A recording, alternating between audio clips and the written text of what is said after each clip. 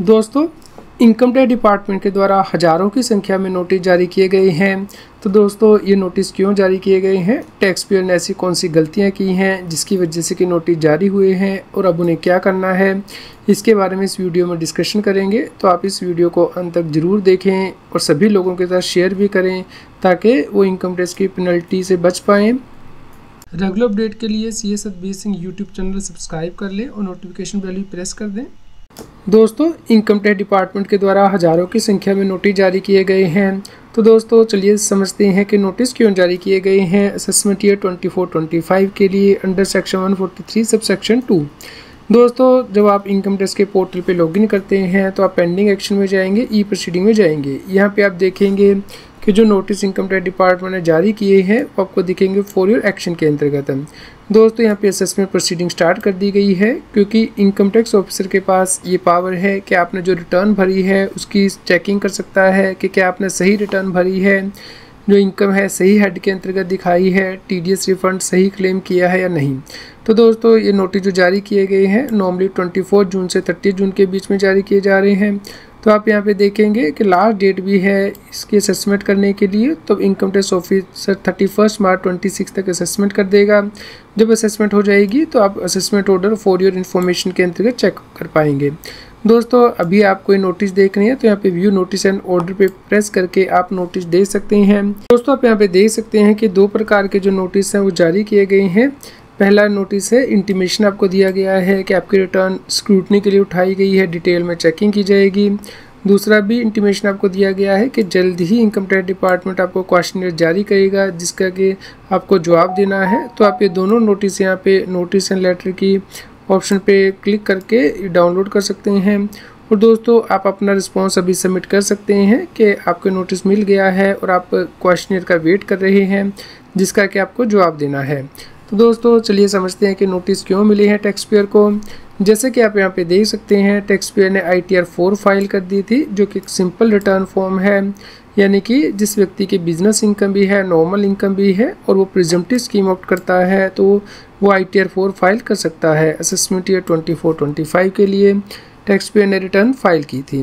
दोस्तों, आप यहाँ पे देखेंगे कि टैक्स पेयर ने रिफंड क्लेम कर लिया था, यानी कि जो भी उसका टैक्स पे हुआ था वो पूरे का पूरा उसने रिफ़ंड क्लेम कर लिया था क्योंकि रिटर्न लेट फाइल की थी, इसलिए लेट फीस को लेस करने के बाद जो अमाउंट था वो रिफ़ंड क्लेम कर लिया गया था। तो इसी के लिए दोस्तों अब इनकम टैक्स डिपार्टमेंट ने इस रिटर्न को चेकिंग के लिए उठाया है कि क्या टैक्स पेयर ने ये रिफ़ंड सही क्लेम किया है या नहीं।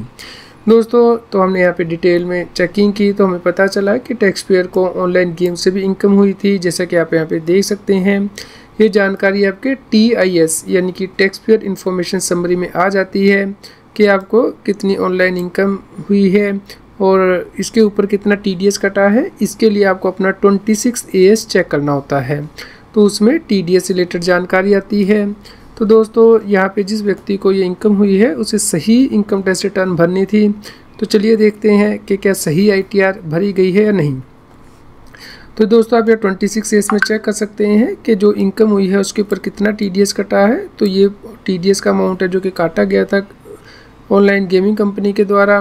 तो दोस्तों, इसे टैक्स पेयर ने रिटर्न में कहाँ पे दिखाया है, चलिए इसे समझ लेते हैं। तो इसके लिए आपको टैक्स पेयर की जो इनकम टैक्स की रिटर्न है वो चेक करनी है। आप यहाँ पे देखेंगे कि टैक्स पेयर ने बिजनेस इनकम के अंतर्गत अपनी जो एग्रीकल्चर से रिलेटेड इनकम है वो दिखाई है, जो भी जैसे कि other agriculture, animal husbandry and forestry activity से रिलेटेड इनकम है तो उसने दिखा दी है। तो यहाँ तक तो दोस्तों ठीक था कि उसने जो इनकम दिखाई है उसका वो 8% या उससे ज़्यादा अमाउंट ऑफ़र करता है टैक्स के लिए, तो वो यहाँ पे उसने ऑफ़र भी किया है, बल्कि उससे ज़्यादा अमाउंट ही उसने ऑफ़र किया है। तो दोस्तों, अब चलिए हम समझते हैं कि गलती कहाँ पे हुई है। दोस्तों, यह है इनकम फ्रॉम अदर सोर्सेज। यहाँ पे टैक्स पेयर ने ऑनलाइन गेम की इनकम तो भर दी है, लेकिन दोस्तों ये इनकम उसने नॉर्मल इनकम के अंतर्गत दिखा दी है, जबकि ये उसे स्पेशल रेट की इनकम थी, स्पेशल शेड्यूल में फिल करनी थी, जो कि टैक्स पेयर ने नहीं की है, जिसकी वजह से कि उसे नोटिस आया है।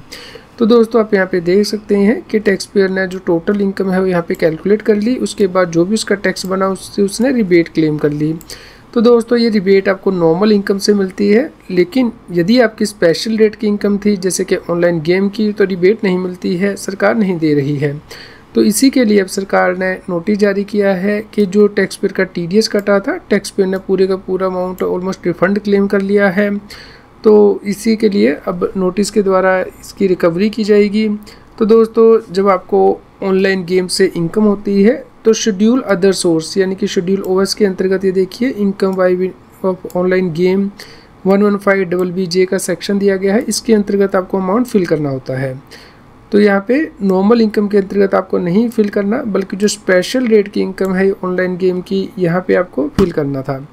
तो इसके लिए जो शेड्यूल है SI schedule special rate of income, इसके अंतर्गत आपको ये अमाउंट इसके ऊपर टैक्स कैलकुलेट हो जाता है, जो कि 30% टैक्स लगता है। स्पेशल रेट है, ये नॉर्मल स्लैब रेट के अकॉर्डिंग टैक्सेबल नहीं होता, बल्कि सीधा जो भी आपने इनकम वहाँ पे भरी है उसके ऊपर 30% टैक्स लग जाएगा प्लस 4% एजुकेशन सेस। तो यहाँ पे ही टैक्स पेयर ने गलती की है कि उसने नॉर्मल इनकम में दिखा के टैक्स रिबेट क्लेम कर ली है, पूरा रिफंड ले लिया, जबकि इस इनकम के ऊपर 30% टैक्स लगना चाहिए था। चलिए दोस्तों, समझ लेते हैं कि टैक्स पेयर का कितना टैक्स बनता था। यहाँ पे आप इनकम टैक्स के पोर्टल पे कैलकुलेटर यूज़ कर सकते हैं। हमने असेसमेंट ईयर 24-25 चूज़ किया, न्यू रेजिम चूज़ की। तो यहाँ पे हमने बिजनेस इनकम दोस्तों 50,000 रुपये की शो की थी, और यहाँ पे टैक्स पेयर ने गलती से मान लीजिए अदर सोर्स के अंतर्गत इनकम दिखा दी थी 519,123 यहाँ पे। तो दोस्तों आप यहाँ पे देख सकते हैं कि टैक्स पेयर को यहाँ पे रिबेट मिल गई थी, तो उसका जो TDS कटा था वो पूरी का पूरा उसे रिफंड मिल गया था। तो यहाँ पे उसका जो TDS कटा था 51,737, उसने ऑलमोस्ट रिफंड क्लेम कर लिया था लेट फीस को एडजस्ट करने के बाद। लेकिन दोस्तों यहाँ पे क्योंकि ये फिगर गलत एंट्री की थी टैक्स पेयर ने एनी अदर इनकम में, जबकि ये ऑनलाइन गेम के शेड्यूल के अंतर्गत भरी जानी चाहिए थी। तो दोस्तों यहाँ पे आपको इस शेड्यूल के अंतर्गत भरनी थी कि कब से कब आपको ये ऑनलाइन गेम की इनकम हुई है। मान लीजिए 16 मार्च से 31 मार्च के बीच में हुई है। तो आप यहाँ पे देख सकते हैं कि आपको कोई रिबेट यहाँ पे नहीं मिलनी थी। टैक्स और नॉर्मल रेट पे 0 था, लेकिन स्पेशल रेट की इनकम पे जो 30% टैक्स है विनिंग फ्रॉम ऑनलाइन गेम वो यहाँ पे बनता था, प्लस 4% एजुकेशन सेस। तो जो TDS कटा था वो लेस करने के बाद यहाँ पे टैक्स पेयर को ऑल टैक्स भरना चाहिए था। तो दोस्तों अब क्योंकि उसने ऐसा नहीं किया है, उसने गलत रिफंड लिया है, तो अब इनकम टैक्स डिपार्टमेंट के द्वारा इस टैक्स की रिकवरी की जाएगी along with interest and penalty.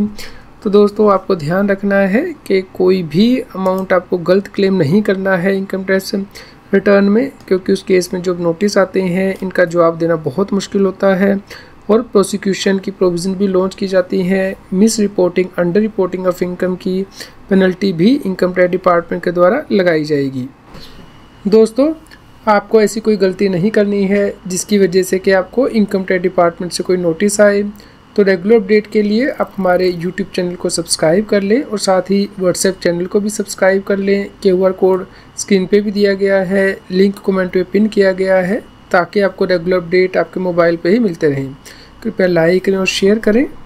Income tax की और अधिक जानकारी के लिए आप CS Satbir Singh YouTube channel पर जाके प्लेलिस्ट में जाके टॉपिक वाइज प्लेलिस्ट देख सकते हैं कि इनकम टैक्स में कौन से नए बदलाव हो रहे हैं, जैसे कि इनकम टैक्स अपडेट के अंतर्गत या फिर डायरेक्ट टैक्स कोड के अंतर्गत। रेगुलर टैक्स अपडेट के लिए इस चैनल को सब्सक्राइब करें। आप हमें Telegram app CS Satbir Singh टैक्सिल पर ज्वाइन कर सकते हैं, ताकि आप GST और इनकम टैक्स के रेगुलर अपडेट अपने मोबाइल पर ही प्राप्त कर सकें।